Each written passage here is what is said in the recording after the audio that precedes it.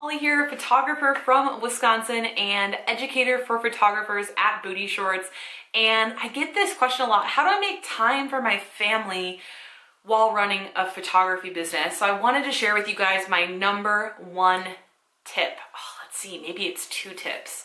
It is 2 tips. Okay, so my number one tip is to set work hours and stick to your work hours, because I know that might be really hard to do. But what happens when you stick to your work hours is you're more focused, because you know that's the only hours that you get to work. And then you get to go spend your time with your family. So you're not trying to juggle different things.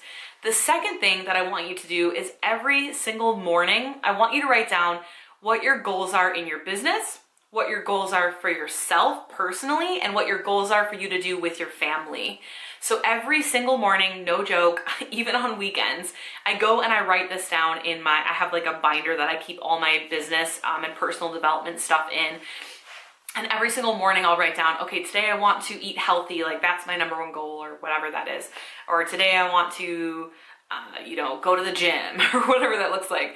And then for Aaron and I, for my family, I'll say, I want to watch a Christmas movie with Aaron, or I want to, go to the movies, or I just said we like movies a lot, or I want to go for a walk, or we want to go to the dog park, or whatever that looks like, right? And then I'll write down also my number one goal for my business. And this is really going to help you really figure out, what you really want to achieve in that day. Stick to your work hours so that you can really get a lot done in your business and spend time with your family as well. So I hope you guys enjoyed this video. Comment the word family below this video if you enjoyed it. Be sure to tag any of your photographer friends that you think would benefit from this as well. And again, always remember to like and follow Booty Shorts on Facebook so you can get more helpful tips like this one. Thanks so much, you guys. I hope you enjoyed this. Bye, guys.